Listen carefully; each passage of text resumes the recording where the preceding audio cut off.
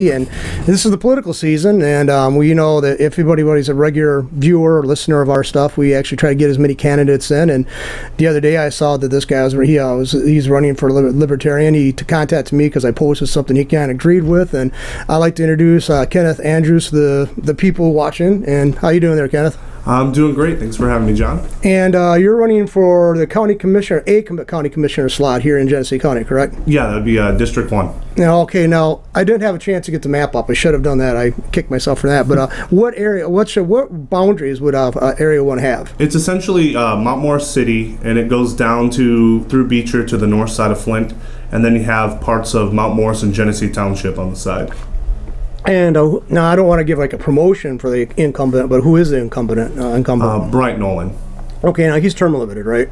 I don't believe there's term limits as far as I'm aware at the county commission level. Okay, I didn't know because I know I think he was a state rep, wasn't he, at one time as well? Or I'm not that I'm aware of. Okay. I don't know why someone would go down afterwards. Some people and that's a problem with it, and I hope this isn't going to be a problem for a lot of people, me to say, but I think that in Genesee County we have a tendency to recycle people too much, and that's what I hope to avoid by talking to you, maybe get your word out there, maybe get people to vote for you, because I think it's an interesting, because you're a fairly young guy, as people can see. You're fairly young, and we'll go into that, but anyway, Genesee County, the Flint area is really what they call, to be euphemistically called, challenged. Okay, and the area you're talking about also is part of it. It's not too far excluded from that. So you got a lot of challenges if you do get this slot, if you get this position. Now you got a background, and we were talking before we started. You've been out of high school a few years, right? Yeah, honestly for a while, because I left early, got my GED, and ended up going to college. So I'm still going on and off from marketing at Mott, and I've taken time off from my sales career, and also doing some political work for other candidates, and some grassroots campaigning and things like that. Now, what prompted you to get into politics? I mean, it's it's a field that, let's face it, it's like a lot of effort to get into it. You face uphill battles because you're not a Democrat. You're not a Democrat, correct? Well, I'm running as a Democrat. I'm not a fan of parties. Yeah. That's why I'm hesitant to even identify as a libertarian. I don't like ideologies. I think they're really dogmatic and limiting. So, but if I had to call myself anything, I'd call myself a classical liberal. So, I am progressive on a few issues. I'm conservative on a few other issues. So it really just depends on what particular issue we'll have to talk about it. Now, that's like I said, I've never really studied what exactly all the county commissioner is going to have to, face, have to deal with as a political person, as well as the pragmatic part of it, the funding for projects and all that. There's a lot, like I said, this whole area is challenged. To me, there's a lack of revenue because the tax base has eroded so drastically since the 70s and 80s, which was the heyday, I would say, for that, for funding and all that. Yeah, what was I going to say though? Do you have ideas you think that you could bring to the table that haven't been ever tapped into? Do you think, or? Well, one thing I've ran into is the land bank is a huge issue, especially out when you get into Beecher and Flint. You have a lot of abandoned houses. And these are people that are not paying taxes because there's nobody living there. And that's one of the reasons why it's so hard to collect taxes to pay for the things that people actually want, like roads and infrastructure, because that's what the property taxes are supposed to help go pay for, one of the things. And so we have all these empty houses. Instead of sitting on them, the county who, they appoint the road commissioner and all that currently, instead of sitting on all those houses, we need to be proactive in trying to get those back into private hands. So, for example, if a house is sitting there empty and it's completely unrepairable, it's just a trashed house, the pipes are all gone, it's been burnt out, something along the lines of selling it to the neighbors for the land value. So the neighbors can buy the house for the cost of the land, and then we use the profits from selling the land to bulldoze the house. Then the neighbor owns the property, they're paying taxes on it, and then that's taxable, the taxes that can be collected coming into places like the Flint area, which is one of the issues with the land bank, is as long as we're sitting on the houses, that's taxes not going into places like Flint, who need the taxes more than really anywhere else right now. Now, I've seen some encouraging developments happening, like right here in Flint, not too far from the former site for the former Buick City. The Lear, company has just put up a plant. You know, they're going to be doing, I don't know how many people they're going to be employing, but it's been going up. I've seen the progress. I posted a couple of pictures a few weeks ago on Facebook that I took, you know, because I don't live too far from all this. So that's really encouraging. But I mean, otherwise you got this huge brownfield, what it used to be where, you know, Buick City used to stand, and now it's like open. And I guess there's plans and there's different ideas to develop that. The land bank, I think, does hold a huge portion of the residential and some commercial sites. And I've personally dealt with this, because right down the street from my house, somebody who's been taking care of they took care of their house, plus they also took care of the lot next to them. They called the land bank to inquire about purchasing it, and it was kind of a chilling thing. They said, we're not reselling any more waterfront property. To me, that sounds like they already have developers in mind, and they want to bring them in. And then, you know what happens? They're going to just try to, you know, slap us with an eminent domain thing, and then, you know, give us $10,000, $15,000 to leave our homes. Yeah, but admittedly, the property values in this area are not that stellar. But I don't think you know, that's the reason I have serious issues with Donald Trump, because he tried to use that in developments before he became president. He tried to use, I'd say he encouraged the abuse of eminent domain to get to, you know, to further his interest. And I see other people potentially doing the same thing. What would your reaction be if you found that it was come to your contention that there was private developers that had an eye on the properties and other people's homes? How would you react to that as a county commissioner? Well, eminent domain is something that should be used as a last resort. So if you have to build a highway or something that, you know, the community really needs, and there's really no other choice than to go through someone's property, that's the purpose of eminent domain. And, you know, we've gone off the rails with using it for, you know, private developers and giving access to property that they really shouldn't have had access to. You know, and this is a larger problem with gentrification. And in of itself, gentrification, if done properly, is not necessarily a bad thing. But the problem is when you have places like Flint, where the reason people are pushed out is because we cut off their drinking water, and in many cases the roads are undrivable. This isn't just a case of buying up property and making the town nicer. This is a case of driving out the residents and driving down the property value. And, you know, people are going to take advantage of that and buy the property. I'd buy the property if it was available. But I think the larger problem is, why is the property value so low in the first place? And that's because we've really screwed over the residents. Yeah, that's true. And you know, it's basically they say the term, and that's probably kind of fallen into overuse, but it was a perfect storm which destroyed Flint and Genesee County. I mean, we had the erosion of the tax base because people exited because they no longer had good paying jobs here in the General Motors factories. But then again, what caused the General Motors factories to leave is some people would claim, and I'm not necessarily claiming it, but I can see their point.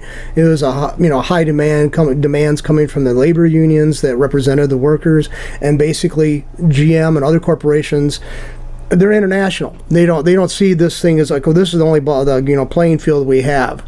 And as long as they're allowed to sell the products that they're making to people, you know, a larger population that is what we consider to be the United States, they're going to manufacture them someplace where the labor costs are significantly lower and bring them in here. I don't agree with it.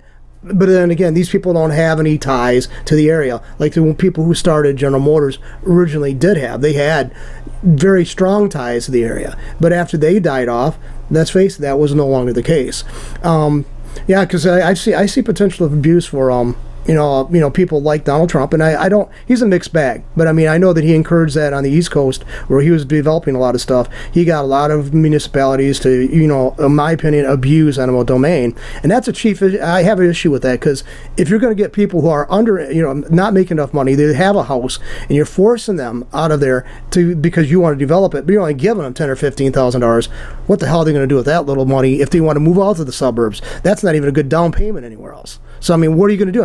And they should be having consideration if they paid taxes for years on that. You know, why should they give it up for a total loss? Basically, that's a total loss. Even that $10,000-$15,000, that token sum is nothing in comparison to what they're going to have to face if they have to find housing somewhere else.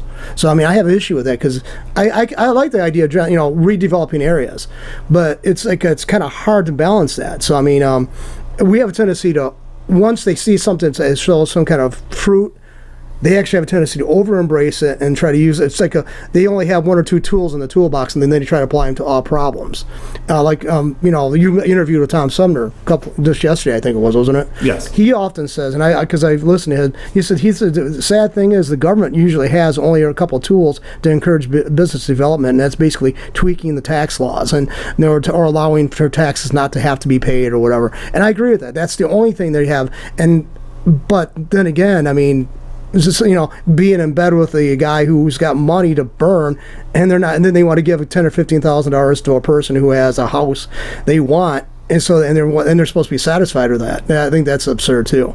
Yeah, and that's a major problem is with a lot of these government programs is they are designed specifically, even though it does benefit the community to have a developer come in and develop the property, it absolutely does benefit the community, but it benefits some people more than others. So when you have a developer that gets first dibs at some property that maybe would have been better off coming into the hands of someone who is a part of that community for their entire life, that might have been a better option. So it might have been developed a different way, a better way, if the government hadn't got involved in the first place. That's why I'm fully in support of getting a lot of these empty properties out into the hands of the people who are already a part of the community who really want to make a change. I've been going door to door and talking to people, and they're all concerned about the same things. It's roads and the land and the housing because of the land bank. A lot of these empty houses with grass growing up, higher than your head, and it's just completely mismanaged. That's what people are concerned about. Those are the people who really care about the community, that take care of their own houses. Those are the people that need to be, getting access to this property, not potentially outside developers.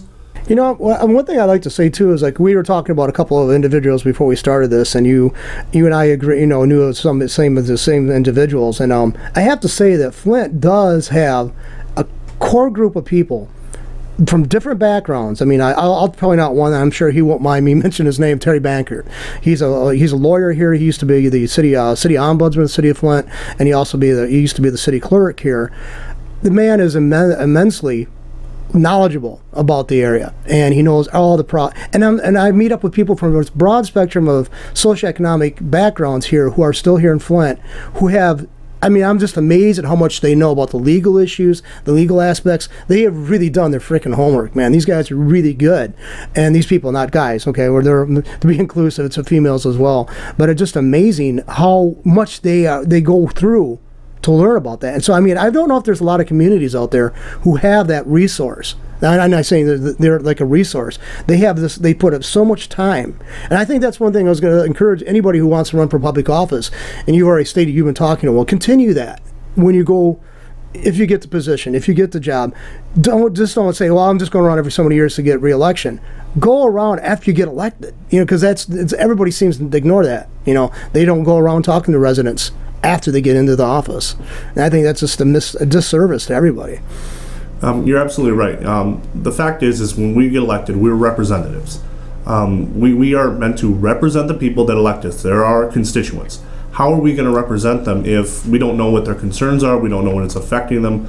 And there's a tendency of people who get elected to office, they become public officials, and then there's this wall that gets built up between the people and the officials. And the people with money, the lobbyists, those are the people who can get through the door. But the individual people at the ground floor, they don't really have the same level of access to the public officials that lobbyists do.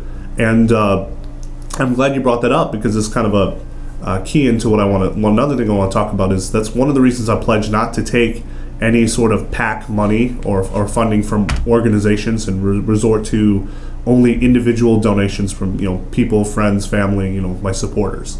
So that's good, because I do think that it's a lot of people say everybody's overly critical of people in governmental positions, because they think that they say, how dare you suggest that they're going to put themselves through this ordeal of getting elected every so many years just for a financial aspect.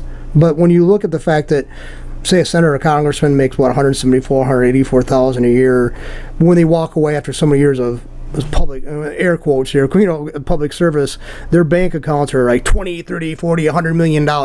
Where's that money coming from? If you're living in D.C., that's a high-priced area to live at. So you're scraping basically. If you're living there, is serving the public. And again, I have a cynical view of that quote. But you're actually paying a lot of your money so you can actually live there to do this job. All right.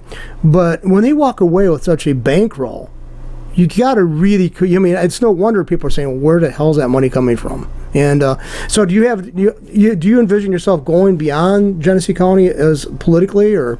Yeah, I would actually, my goal was to run for state rep eventually, but I fully acknowledge that I didn't really want to jump into that first, even though it might have been a good idea because the seat was open.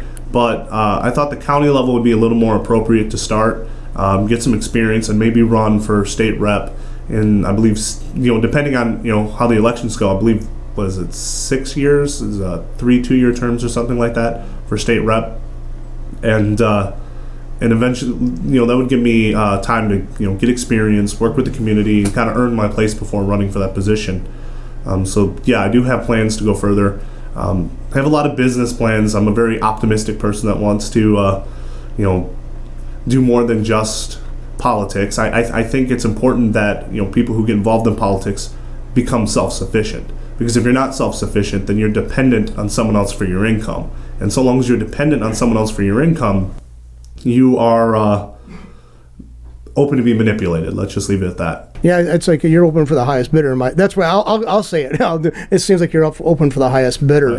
Because so many people go out of politics. When they leave politics, they become lobbyists or works for other lobbying organizations. And I think that's influence peddling right there. I mean, that's at its worst, because they know where the bodies are buried, they know who they could tap, they know the vulnerabilities. That's basically they are political mercenaries, in my opinion, for doing that. Right, and you got to look at two sides of this extreme spectrum. Like you mentioned, how a lot of our people get elected to Congress and they end up being millionaires. The other side of the spectrum is a lot of our representatives. It's much easier to get elected to the House of Representatives than it is to Senate. Because you have your districts. A lot of them, they're not very rich. Some of them, because they have to have their home and then they have to rent their property to stay in D.C. And the money that they make, it's decent money. It's good money. But by the time you pay bills on both ends, a lot of them are sleeping in their offices. I was actually reading an article recently about how a lot of representatives are sleeping in their office and then they go and shower in the congressional. Essentially gym. They go down to the congressional gym, exercise, and then shower. Well, if people have to resort to sleeping in their office in order to survive, then that's very easy. I could see the temptation to, lead into that lobbyist money. That's why it's very important, I think, to be independent of the political system as far as your income goes.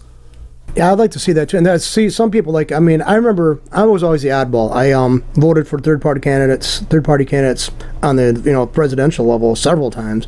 Ross Perot being one of the people I voted for. Also, I voted for Bob Barr one time, and I've also voted for a lot of other ones too, I think, over the years, because I just simply couldn't go along with the mainstream. And we touched upon it. I think you made a valid point that I had a friend who ran for public office here, and people would call him out of the blue and ask him where his position was on abortion.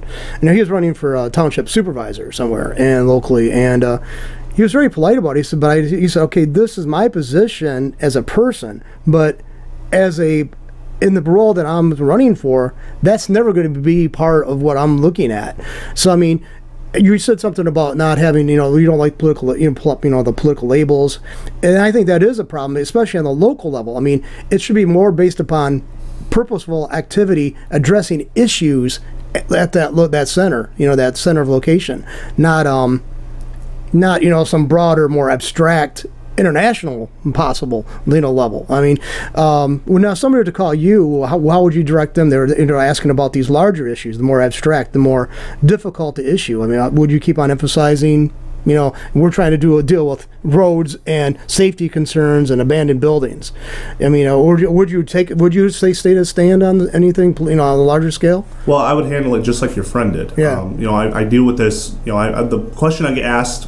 Normally, people are concerned with the roads, but as far as when it comes to federal policy and state policy, the question I get asked more than anything else is, how do I feel about guns? And, I tell them how I feel, but I also give them the stipulation that, hey, I'm not running for state house, I'm not running for, U.S. Congress. It's not really appropriate for the county commission to be passing any sort of, gun ordinances. It's we don't want it where, like, if you walk across some imaginary line from county to county, all of a sudden you're a criminal because you have a firearm on your waist. So it's really not appropriate to do gun laws at the county level. But that is a question I get asked a lot. And there was somewhere else I was going to go with this, but I drew a blank after going through that, so I'll just defer it back to you. I know when you get in there and you see the lights on you, and it's like you could actually, you have a point you're going to make, and you already spoke it out in your head, eloquently, and then it goes out the window because you got the lights on. I mean, it's not so much, and I try not to be intimidating. In the studio, certainly not intimidating, but I get that way. I mean, when I'm on this side of the glass, so I can fully understand that. But anyway, do you have now? How do people get hold of you too about this? They want to maybe contribute to your campaign, or they want to maybe get a chance for you to address larger groups, maybe of churches or other organizations. How could they get hold of you? Well, I have a campaign website, which is electkennethandrews.com. It's got links to all my social media, and it shows my issues, places where you can donate or volunteer. It's all on the website. And my phone number as well. And other than that, most of the people I go out and talk to door to door, I usually leave them with my phone number and email. So I want to be very accessible so people can contact me. I don't have an office phone. I'm giving out my personal cell phone. So. No, that's good there. I mean, in person, I don't know if you talked to him yet or have met this individual, Santino Guerra. He's the current Third Ward council person for City of Flint. Very young guy, 20 years old. And he's I live in the Third Ward, and I gotta say, so far I'm impressed because a couple of times I called him about dumping problem, people dumping, and he got right on it. Well, he got the people right on it.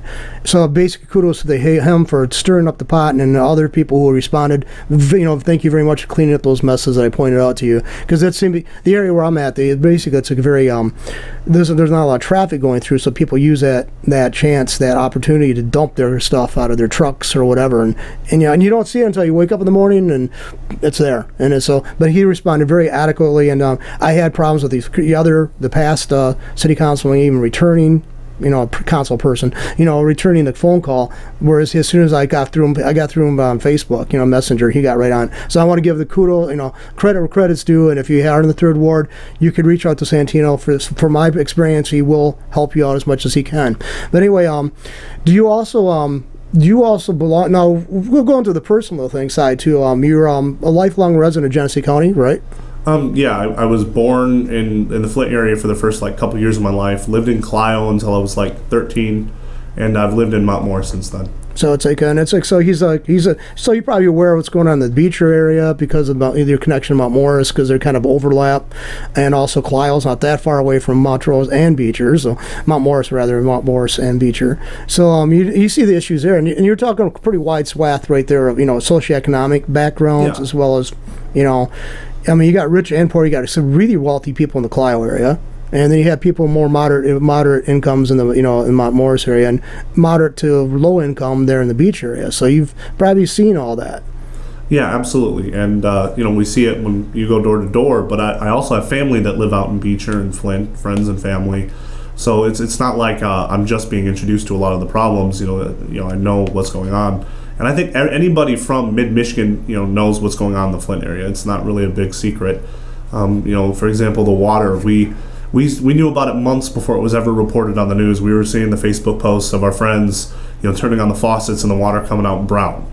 So it's very well aware of what's going on in the community. I think we all are at this point. And if that's an indication that, in some sense, the tragedies that have gone on in Flint, I don't want to say it was a good thing, but it led to a good result in the sense that people are more aware. They're getting involved in their governmental process. They're calling out their officials, and I think hard times create hard people, and insofar as it's accomplished that, it was a good thing.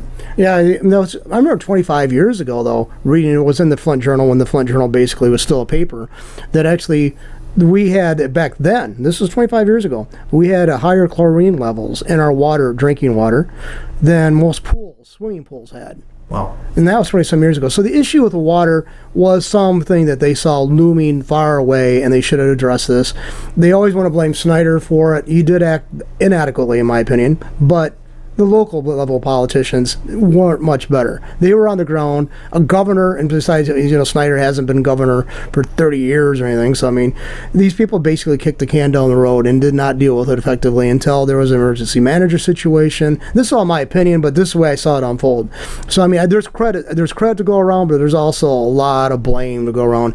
All the parties, both parties, no parties, but whatever, they all had a hand in it. You're absolutely right. This is not a partisan Republican-Democrat issue. You know, the Democratic establishment in Flint bankrupted the city, which resulted in the Republican establishment coming from Snyder coming in and putting in emergency management and poisoning the water. So this isn't a case of Republicans messed up or Democrats messed up. They both messed up. And I think people are coming out to see that. And that's why I'm not running on any partisan message. I'm trying to really focus on talking to Republicans and Democrats, because when it comes to those key issues, I think we all agree. You know, everyone wants the roads fixed. Everyone wants, you know, the water situation to get better in Flint. Everyone wants the infrastructure to be much better.